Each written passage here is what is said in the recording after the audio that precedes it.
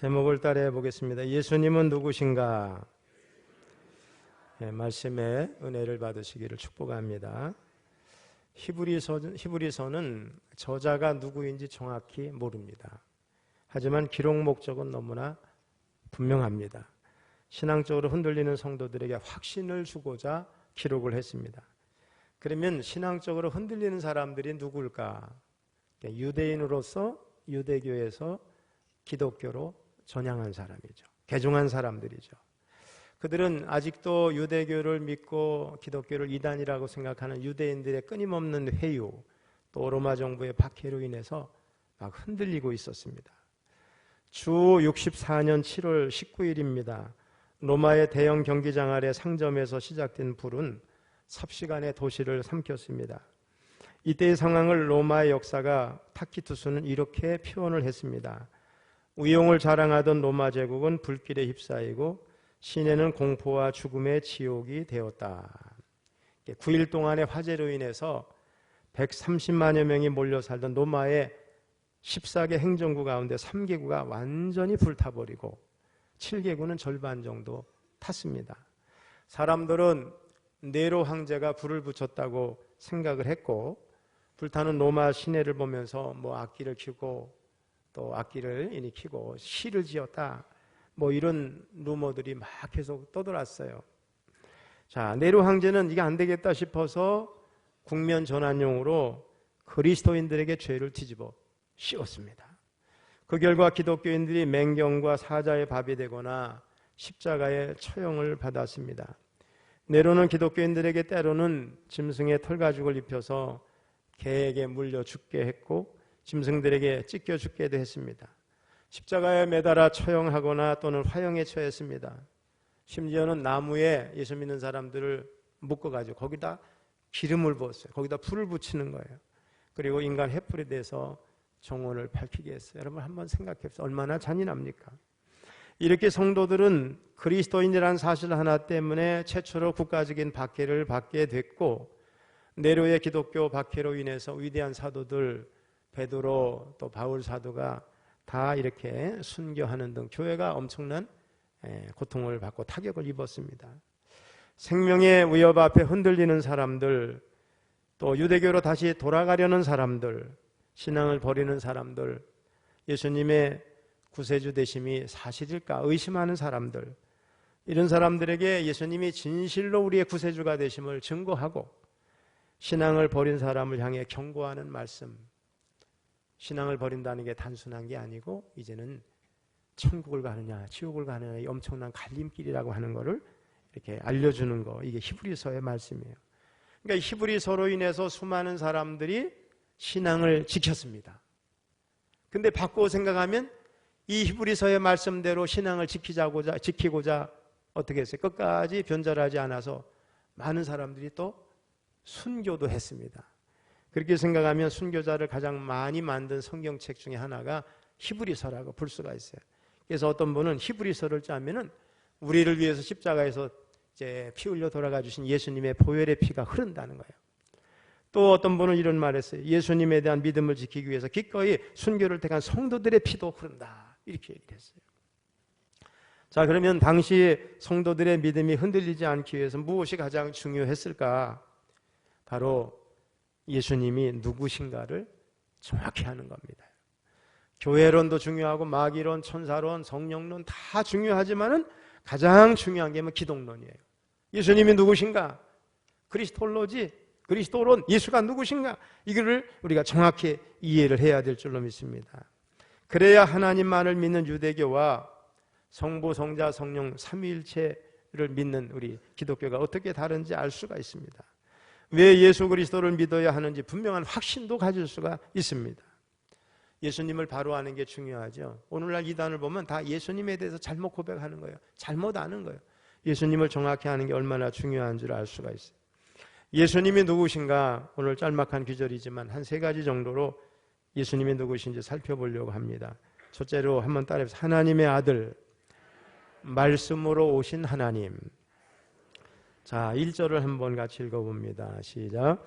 옛적의 선지자들을 통하여 여러 부분과 여러 모양으로 우리 조상들에게 말씀하신 하나님이, 여기 보면 히브리서 기자가 하나님에 대해서 어떻게 말씀을 해요?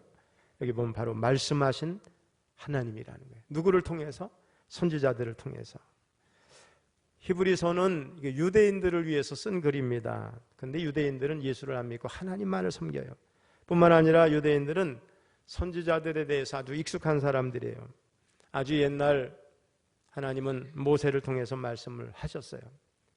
그 다음에 우리가 선지자들 있죠. 선지자들 보면은 자기의 예언의 내용이 책으로 남아있는 선지자들이 있죠. 예를 들면 호세아, 요엘, 아모스, 오바다, 요나, 미가, 나움, 하박국, 스바냐, 학개, 스가랴, 말라기, 이사야, 예레미야, 에가, 에스겔, 다니엘, 이게 다 문서 예언자예요.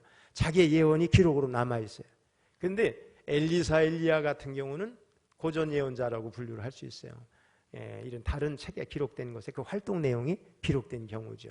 어쨌든 성경에 보면 수많은 선지자가 있어요. 문서 예언자, 선지자는 물론이고 고전 예언자, 선지자들이 있거든요. 이런 사람들을 통해서 끊임없이 하나님은 우리 인간에게 말씀을 하셨어요. 자, 그런데 2절을 한번 다시 읽어봅니다. 시작. 이 모든 날 마지막에는 아들을 통하여 우리에게 말씀하셨으니 이 아들을 만유의 상속자로 세우시고 또 그로 말미암아 모든 세계를 지으셨느니라. 이 모든 날 마지막에 누구를 통해 말씀하셔요? 아들을 통해서. 아들을 통해서 말씀해요. 여기까지만 보면은 선지자들과 아들이 이게 동급처럼 보여요. 이것이 유대인들의 관점이었어요. 선지자들과 아들이신 예수님은 다 같은 선지자 그룹에 속한 그런 분들이다, 이렇게 생각을 하고 이해를 하고 있었어요. 자, 이해를 돕기 위해서 마태복음 17장 1절로 4절을 한번 읽어보겠습니다. 시작. 엿새 후에 예수께서 베드로와 야고보와 그 형제 요한을 데리시고 따로 높은 산에 올라가셨더니 그들 앞에서 변형되사 그 얼굴이 해같이 빛나며 옷이 빛과 같이 희어졌더라. 그때 모세와 엘리야가 예수와 더불어 말하는 것이 그들에게 보이거늘 베드로가 예수께 여쭈어 이르되 주여, 우리가 여기 있는 것이 좋사오니 만일 주께서 원하시면 내가 여기서 초막 셋을 짓되 하나는 주님을 위하여, 하나는 모세를 위하여, 하나는 엘리야를 위하여 하리이다. 자, 여기 보면 예수님이 베드로, 야고보, 요한 사랑하는 세 제자를 데리고 변화산에 올라가셨는데 그곳에서 베드로가 신비한 상황을 목격을 했어요. 예수님이 유대인들에게는 아주 대지도자지요. 모세와 또 위대한 선지자 엘리야와 서로 이렇게 대화하는 장면을 본 거예요. 베드로는 꿈에서나 볼만한 대선지자 2명을 보고는 너무나 황홀해져 가지고 감격한 나머지 오늘 아까 읽었죠. 이렇게 말했어요. 주여, 우리가 여기 있는 것이 좋사오니 만일 주께서 원하시면 내가 여기서 초막 셋을 짓되 하나는 주님을 위하여, 하나는 모세를 위하여, 하나는 엘리야를 위하여 하리이다. 여러분, 모세가 누구예요? 출애굽의 영웅이죠. 세계사를 보다 보면 이스라엘은 두 사람이 나오잖아요. 모세와 다윗이에요. 그 정도로 모세는 위대한 사람이죠. 시내산에서 십계명과 율법을 받아서 이스라엘 백성에게 전달한 사람이에요. 이스라엘 백성들을 가나안 땅 입구까지 인도하신 분이야. 유대인들이 가장 어떻게 보면 존경하는 지도자이자 선지자입니다. 또 엘리야는 어떤 분이에요? 하늘에서 불을 내리게 한 사람이에요. 바알 선지자 450명, 아세라 선지자 400명, 850대 1의 영적 싸움에서 갈멜산에서 이기고 승리했어요. 그리고 죽음을 보지 않고 하늘로 승천한 사람이에요. 그래서 베드로가 이들을 위해서 초막을 짓겠다, 이게 문제가 없는 거죠.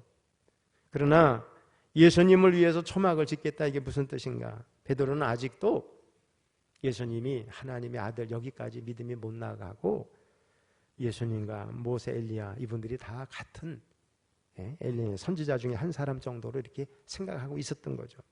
그런데 구름이 덮이더니 하늘에서 소리가 들립니다. 하나님이 말씀하세요. 자, 5절 17장 5절 읽어봅니다. 시작. 말할 때 호련히 빛난 구름이 그들을 덮으며 구름 속에서 소리가 나서 이르시되 이는 내 사랑하는 아들이요 내 기뻐하는 자니 너희는 그의 말을 들으라 하시는지라. 그렇습니다. 예수님은 모세가 아무리 훌륭해도, 엘리야가 아무리 훌륭해도 그런 분들하고 동격이 아닌 거예요. 사람의 아들은 그 사람의 본성을 가지고 있는 거예요. 짐승은 짐승의 본성을. 우리 예수님은 하나님의 아들이니까 본질상 누구세요? 하나님이세요. 하나님의 속성을 가지신 분이잖아요. 하나님의 아들이시라는 거, 사랑하는 아들, 우리가 함부로 말할 수 없는 아들인 거죠. 자, 2절을 다시 한번 읽어봅니다. 시작. 2절, 본문 2절 시작. 이 모든 날 마지막에는 아들을 통하여 우리에게 말씀하셨으니 이 아들을 만유의 상속자로 세우시고 또 그로 말미암아 모든 세계를 지으셨느니라. 마지막에는 아들을 통해서 우리에게 말씀하셨는데 이게 무슨 뜻인가? 예수님은 말씀으로 우리 가운데 오신 하나님이라는 거예요. 그래서 예수님을 하나님의 아들 이렇게 얘기할 때는 세상 사람들은 무슨 뭐 하나님이 자식이 어디 있어, 부자지간인가, 이런 얘기가 아니에요. 그런 유치한 얘기가 아니에요. 아들이라는 그 말은 그 본성, 본질을 가진 그 하나님과 같은 분이라, 이런 뜻인 거예요. 그분이 이 땅에 오셨다, 이런 뜻이라고 해석을 하면 되겠죠. 사도 요한은 이 사실을 누구보다 정확하게 말씀했어요. 요한복음 1장 14절 시작. 말씀이 육신이 되어 우리 가운데 거하심에 우리가 그의 영광을 보니 아버지의 독생자의 영광이요 은혜와 진리가 충만하더라. 자, 그런데 하나님이신 그리스도가 인간이 돼서 이 세상에 오셨다는 것은 영광과 존귀를 받기 위해서 오신 게 아니에요. 우리 빌립보서 2장 6절 7절 시작. 그는 근본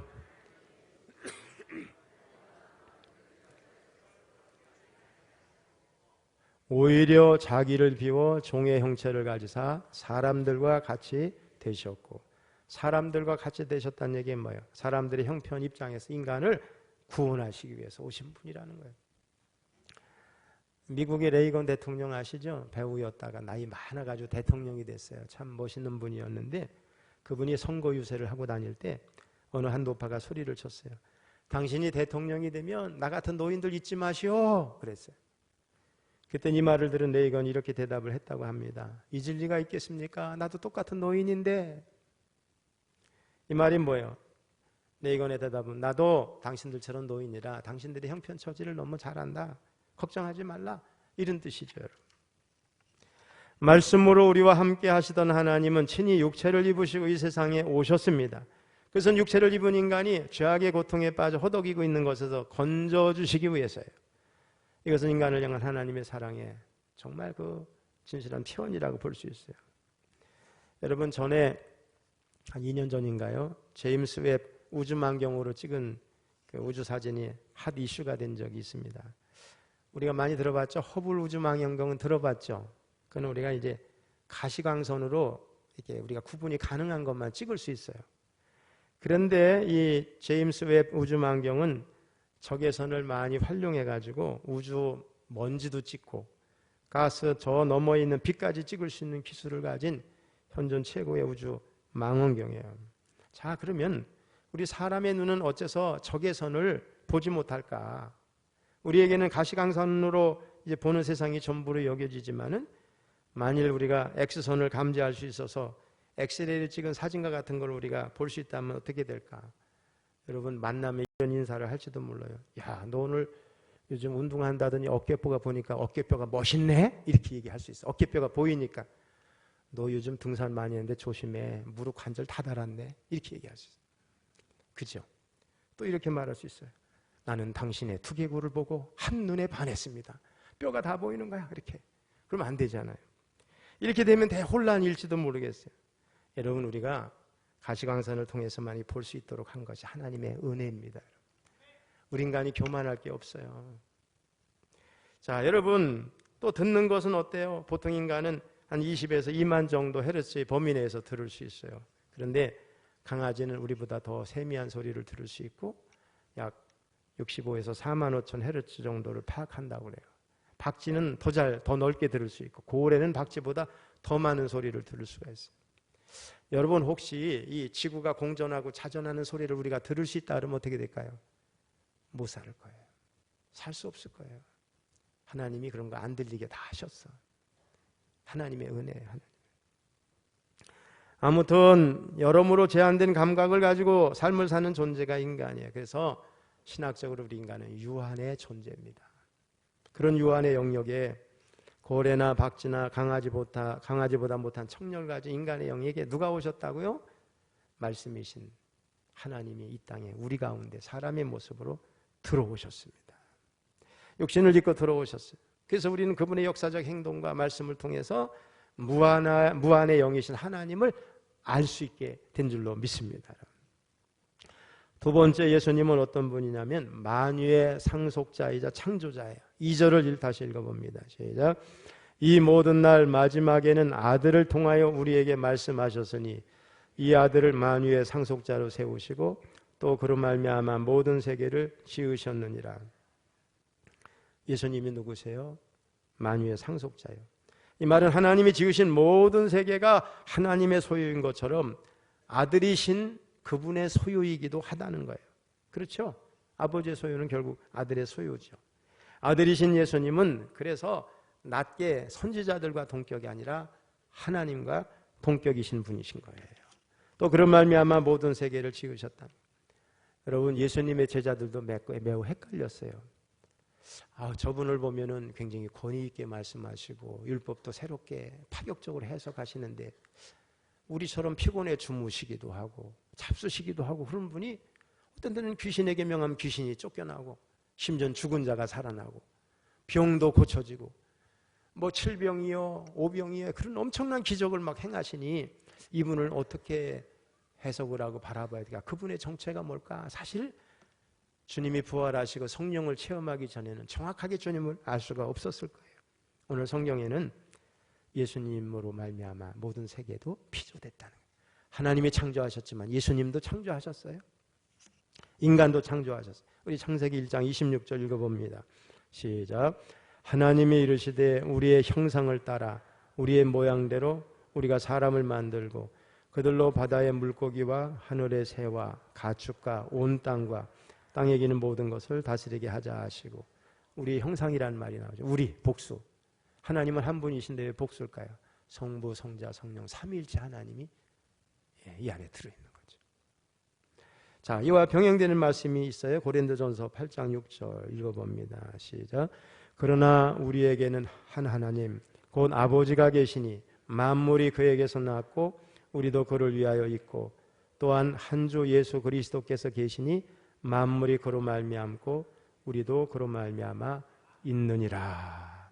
여기 보면 모든 만물이 한 하나님 또 한 주 되신 예수님을 통해서 존재한다는 거예요.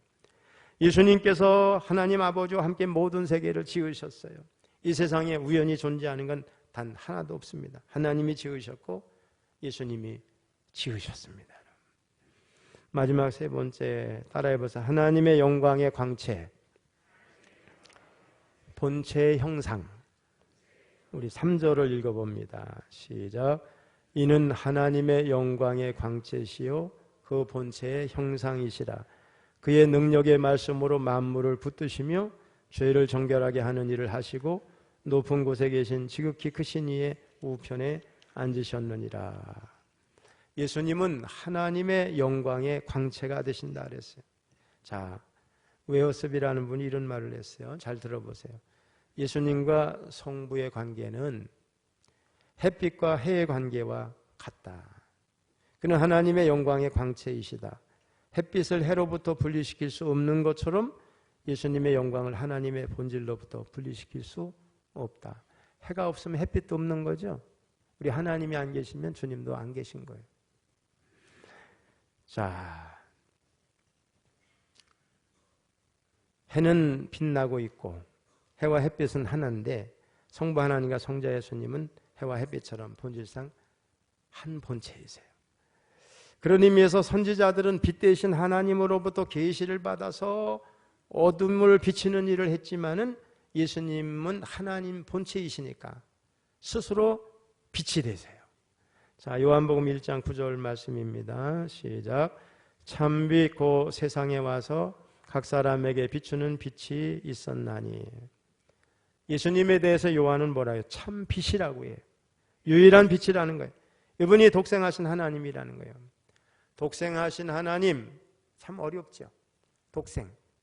외아들 참 어려워요. 그런데 이 말은 독생하셨다는 분은 예수님이 하나님과 본질상 유일하게 한 분이라는 뜻이에요. 그분의 본성을 가지시고 본체를 가지신 분이라는 뜻이 있습니다. 요한은 요한 1장 5절에서도 이렇게 말씀을 했어요. 같이 읽어봅니다. 우리가 그에게서 듣고 너희에게 전하는 소식은 이것이니 곧 하나님은 빛이시라. 그에게는 어둠이 조금도 없으시다는 것이니라. 또 예수님은 본체의 형상이신데 여기서 형상이란 말이 뭐냐? 헬라 말로 카라크테로 이런 말을 써요. 다른 말로 양각, 도장이에요. 계시를 말하는 거예요. 예수 그리스도는 하나님 자신의 존재를 새기고 찍으신 분이에요. 하나님의 도장과 같은 분인 거예요. 하나님의 계시, 하나님과 다르지 않아요. 여기서 중요한 게 하나님의 계시입니다. 이 말씀은 하나님의 마지막 계시라고 할 수 있어요. 자, 그렇습니다. 유대인들은 예수님과 하나님은 다르다고 생각을 했어요. 예수님을 그냥 많이 인정을 해서 선지자로 인정해 주자, 그 정도로 한다 할지라도 그분을 우리는 하나님의 아들이라, 아니다, 메시아 아니다, 인정할 수 없다, 그렇게 생각했어요. 그는 선지자들과 같은 사람이라고 주장을 했어요. 또 유대인들은 예수 그리스도 외에 지금도 하나님의 계시가 계속되고 있다고 주장하고 언젠가 메시아가 오실 것이라고 주장을 해서 당시 성도들의 신앙을 흔들었고 지금도 그들 자신도 메시아를 아직 영접하지 못하고 성도들의 신앙을 흔들고 있어요. 따라서 히브리서 기자는 이런 유대인들의 주장에 대해서 강력하게 변증할 필요가 있었어요. 예수님은 하나님이시고 예수님은 창조자가 되시고 예수님은 유일한 계시이시며 예수님은 죄를 사해 주시는 분이라는 거예요. 특별히 예수님은 죄를 속하기 위해 피 흘리신 유일한 분이에요. 다른 이유로 피를 흘리신 게 아니고 우리의 죄를 위해서 피를 흘리셨어요. 우리 사랑하는 성도 여러분, 오늘 본문은 우리가 믿는 예수님이 어떤 분인지 말씀해 주고 있어요. 하나님의 아들이십니다. 말씀으로 오신 하나님이십니다. 만유의 상속자이십니다. 창조자가 되십니다. 하나님의 영광의 광채이십니다. 본체의 형상이십니다. 그 예수님이 만물을 붙들고 계세요. 우주를 붙들고 계시고 지구를 붙들고 계시고 그리고 결정적으로 저와 여러분을 붙들고 계세요. 저와 여러분은 주님이 붙들고 있는 사람이에요. 우리 주님은 우리 형편과 처지를 잘 아셔요. 우리의 위기도 아셔요. 아울러 죄를 정결케 하시는 분이에요. 그래서 오늘날 교회가 예수님을 놓치면 끝나는 거예요. 예수님을 바라보지 않을 때 교회는 힘을 잃게 됩니다. 예수님이 행하신 복음 위에 서 있지 않을 때 교회는 무너집니다. 예수님이 장차 이루실 구원을 소망하지 않을 때 교회는 세상과 타협하게 됩니다. 예수님이 오늘 성령을 통해 말씀하시는 성령의 음성에 복종하지 않을 때 교회는 정체성을 상실합니다. 순결하게 예수님만을 바라보고 예수님만을 따르지 않는 교회는 더 이상 이 땅에서 아름다운 교회로 존재할 수 없는 겁니다. 그래서 이 땅에 거짓 이단들, 내가 그리스도라고 주장하는 사람들 다 잘못된 거야. 가짜 교회고 가짜 그리스도인 거예요. 여러분. 종말의 때를 살아가는 우리는 이 시대에 오직 아들만을 바라봐야 될 줄로 믿습니다. 아들을 놓치면 끝이에요. 아들을 붙잡는 길이 살 길이에요. 우리는 아들에게 집중해야 돼요. 물론 교회는 아들의 복음 외에도 성경에 기초한 성경 윤리, 성경적 철학 잘 가르쳐야 돼요. 모두 필요하죠. 그러나 성경은 아들과의 인격적인 관계가 결여된 바른 윤리, 탁월한 철학 이런 거로 사람이 살 수 있다고 말하지 않아요. 성경은 우리가 오직 아들의 은혜를 통해서만 죄를 이기고 아들의 능력을 통해서만 거룩해진다고 말씀합니다. 또 교회가 세상 지혜와 방법론을 배우고 적용하고 실천할 수는 있겠지만은 그러나 성경은 교회가 세상의 지혜와 방법론으로 부흥을 이룰 수 있다 말하지 않아요. 성경은 오직 우리가 하나님의 아들의 은혜를 구하기에 힘쓰고 아들의 말씀에 복종하고 아들의 머리 대심에 순종할 때 아들이 친히 교회를 온전케 하신다고 말씀하십니다. 기독교는 추상적인 관념이 아니에요. 논리와 이론도 아니에요. 인격성이 결여된 지식과 통찰력의 집합체도 아닙니다. 그런데 많은 분들이 착각하고 있어요. 대표적인 오래전의 사람이지만은 누드비 포이에르바라는 인물이 있어요. 제가 학부 졸업할 때 그분에 대해서 썼어요. 누드비 포이에르바의 신이해에 대한 신학적 비판 이런 제목으로 써서 제가 당선이 돼가지고 학교 교지에 실렸거든요. 근데 그 포이에르바가 뭐라고 그랬냐? 기독교에서 말하는 하나님은 인간의 욕망이 투영된 존재라는 거예요. 그것으로 전부 기독교 교리를 해석하고 있어요. 뭐 주님을 만난 일도 없고 성령을 체험한 일도 없으니 그렇게 말할 수밖에 없잖아요. 여러분 가운데 성령 체험하신 분들 계시죠? 주님 만나신 분들 계시죠? 뭡니까 다 그러면? 기독교는 인격성이 결여된 지식과 통찰력이 집합체가 아니에요. 기독교는 아들이 중요한 거예요. 인격입니다. 오직 하나님의 아들 예수 그리스도만을 순결하게 사랑하고 신뢰하며 신실하게 따르는 것이 기독교예요. 그래서 아들을 바라보는 것에 실패한 교회, 아들에 대해 관심을 잃어버린 기독교는 아무리 정교한 지식과 세상의 철학과 통찰력을 가지고 있을지라도 능력을 나타내지 못하는 거예요. 예수님의 12제자가 예수님과 동행했어요. 3년 동안 같이 식사하고 같이 자고 예수님의 기적 현장에 같이 있었어요. 근데 여러분 단지 그거로 끝났다면 그들이 어떻게 자기 몸을 다 순교하면서 복음을 전하러 다녔겠어요? 지난 2000년 동안 얼마나 많은 사람이 복음 때문에 목숨을 내놨습니까? 우리나라도 순교자가 많은 나라 아닙니까, 여러분? 예수님에 대해서 바로 알지 못하면 기독교는 기독교가 아닌 거예요.